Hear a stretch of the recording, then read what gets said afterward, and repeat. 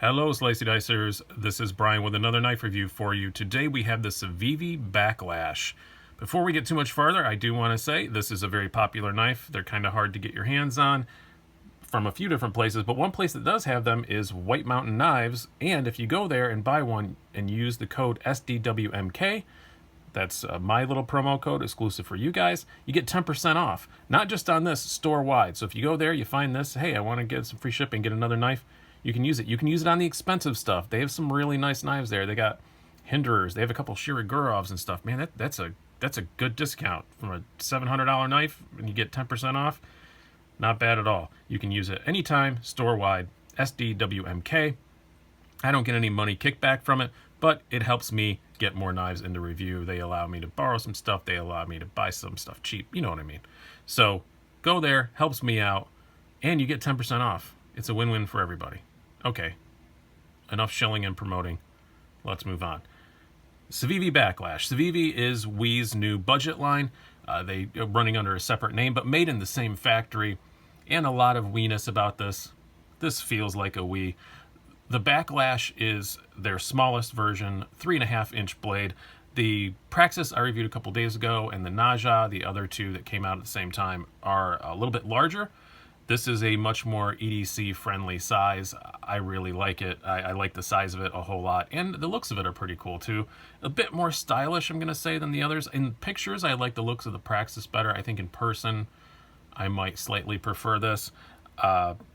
Except for the color of the liners. I like the color on the gold on the Praxis a little bit better. But the blue liners come in every single knife. You get it every single different color combination, which is either this black, a tan, or a green. It looks great on the black. It looks pretty okay on the tan, but it doesn't look that great on the green, in my opinion. I think the gold, if they just stuck that across the line, I think that'd be better. But quality-wise, it's outstanding. It's a freaking WE. It really does feel like one. A lot of very much WE-like details here. You've got the screws that are extremely similar to the titanium screws you see on their higher-end models. They make these in-house. These are stainless, though, instead of being titanium. But very good quality screws.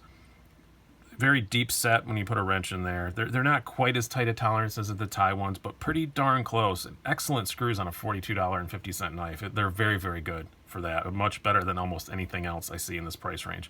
Probably, honestly, just better than anything else I've seen in this price range. Pivot screws, same way. Very, very good. It also has that same WE lack of billboarding, which a lot of people really love.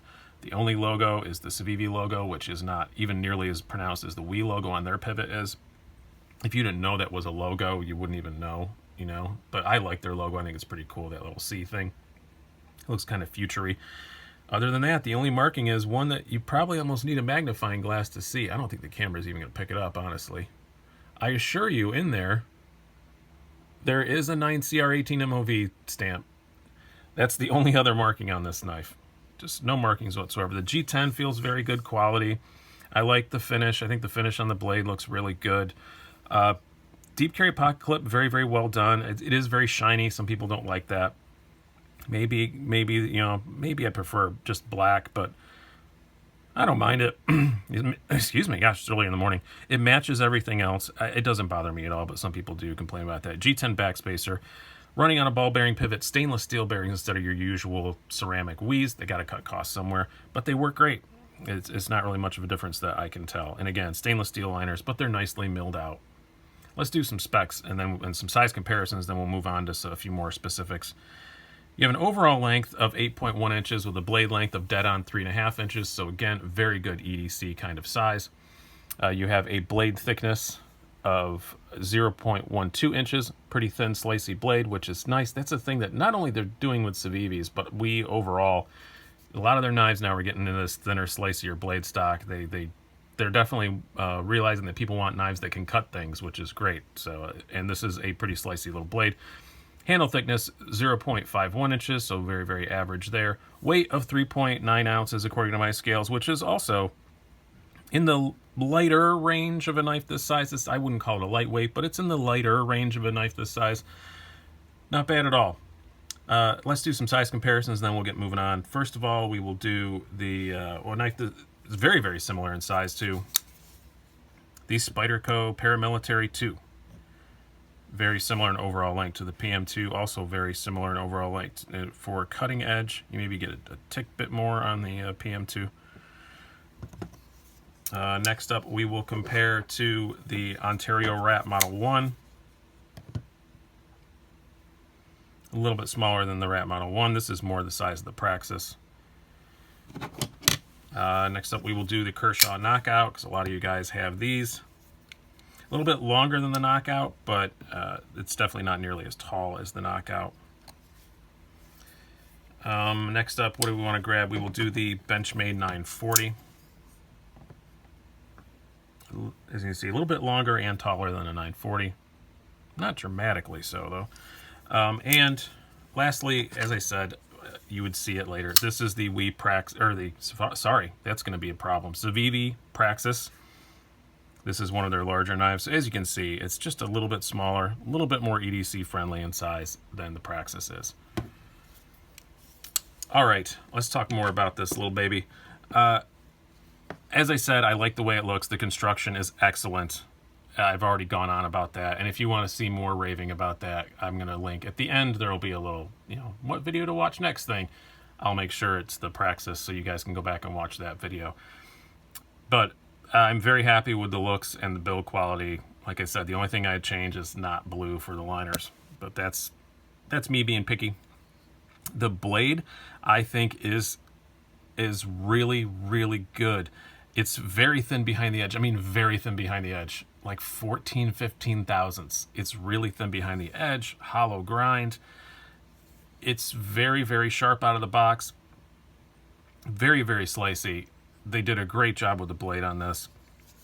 Not a particularly robust tip, but it's not like a skinny little weakling either. It's all right. Now, the Praxis has a bit more thickness up there, but not a whole lot. It's a great little blade, and as I said, so far I have a lot of confidence in the steel. It's always going to take a while before people really start to accept something they're not used to seeing, but I have a lot of confidence in this steel, and I think it's perfectly fine. I think it's a great choice actually for 4250. I'm really getting behind it. When I first saw it too, I was like, what is that? But I'm getting into it. I really do like it. Very, very good.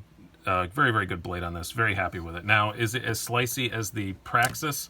I'm not going to do a full comparison here as we go, but a couple times I will bring it out. Now, the Praxis is also pretty thin behind the edge. I think it was 16 or 17 thousandths. It's a very high flat grind and very similar blade stock thickness. What I will say is I think in shorter cuts, this was better. In shorter cuts, this was much slicier. Longer cuts, the hollow grind felt like it kind of caught up with it at a couple points, and it didn't bind up or anything. It still glided through cardboard like crazy. But really long cuts on like dual thickness cardboard, I think this kept sliding longer, which you'd expect. This is a bigger knife, and flat grinds sometimes work a little bit better for stuff like that. So unsurprising there. But shortcuts, this is slicier. More normal EDC stuff, I think this is a bit slicier. Heavier duty stuff, maybe the Praxis is a little bit better at that, which it's a bigger knife. Unsurprising there. And also the extra blade length helps when you're making really long cuts like that as the blade moves around and stuff. Ergonomically, very, very good. I'm not sure which I prefer between this and the Praxis. I think I might like the thickness of the Praxis handle just a little bit better, that height. I have really long fingers though, so I'm prejudiced there. But I will say that the jimping is much better on this. The way the jimping goes forward on the blade, both of them you can choke up on, which is great. I love being able to choke up on a knife. That's just kind of how I use them a whole lot. But you have this really good jimping up here, and it's excellent jimping too. It's very grippy, and I really like that. Where the jimping on the Praxis does not go far enough. You stop there. If you put your thumb up here, which I often do, you're pushing on a very thin part. It's not sharp or anything, but you're pushing on a very thin part of the blade. That you're really locked in when you choke up, and I really do like that. It reminds me of, it doesn't look like one, but it reminds me like how you're locked into like a Spyderco or something like that, like a PM2 or a Mannix. You're really locked in on it. If you don't use that jimping, still excellent. There are no finger grooves if you are a person who hates finger grooves because maybe you got weird fingers or something, and sometimes finger grooves don't match everybody. The Praxis has the finger grooves. They fit me fine, but you don't have to worry about that. This is a simpler handle, which usually simple means it's going to fit more people, and it does fit very well. I can feel the pocket clip a little bit in the back of my hand, same as I could on the Praxis, but same thing, not objectionable. It's just there, and I do notice it. G10 is great quality, just grippy enough, but not so grippy that it's going to tear your pants up. So the ergonomics are excellent. It does have access for a lanyard hole if you want to. So since we're talking about lanyard holes, and grippiness of the G10 and tearing up your pants, let's talk about how this thing carries. Pretty good, I have to say. I do like the way it carries a bit better than the Praxis. Here we'll pull out my destroyed Wranglers, and I'll show you here. Nice deep carry pocket clip. So much harder to get these in when you aren't wearing them. It does slide in just fine though. Slide it over to the side here. Oh, my pocket was inside out. That's why we were having the problem. As you can see, carries very low. Nobody's going to see it. Nobody's going to really realize it's a knife. Yes, it is a shiny clip. It does take up less real estate in the pocket area. I'm feeling right here. So this is the pocket area, and this is, you know, where the knife sits. So not bad at all. It doesn't take up a whole lot of space. It's not a tall knife at all. You're looking at what, 1.25 inches, something like that. Yeah, about 1.25 inches, maybe just a skosh more than that. The pocket pecker does stick out a bit, but it's not obtrusive at all. It's a very good size. I think it's excellent as far as carry goes. And same as on the Praxis, they do a great job at chamfering around here. There's some jimping on it, but it's not sharp. This isn't anything that's going to make you say ouch when your pinky passes it when you're reaching in your pocket, which, great job there. Very well thought out little detail for such an inexpensive knife. Excellent job. So yes, this does carry a bit better than the Praxis. I have not held a Naja yet, but I'm betting it's going to carry better than that too, because the Naja is a bigger knife, and I think maybe even taller in the pocket than the Praxis is. I'm not really sure. But it carries very, very well. Deployment, yeah. I raved about the Praxis. This is 95% is good. The detent is just as excellent. Just a freaking perfect detent. I don't know how else to describe it. It's just perfect.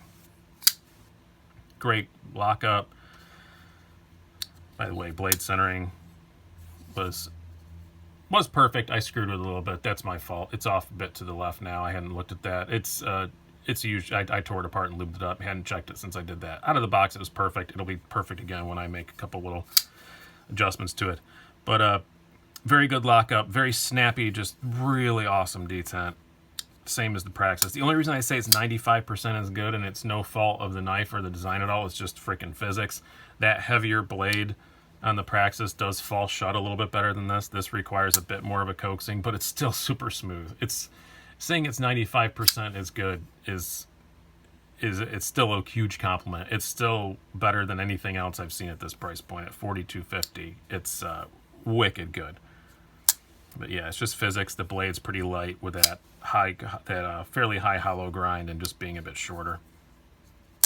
But works awesome. I love the deployment on this. Very, very fidgetable kind of knife. So what is my conclusion? I'm going to bring the Praxis back out for this. The Baklash is, so far, Civivi's 2 for 2. They're batting 1,000. I mean, awesome knives. Both of them. Awesome knives for the price.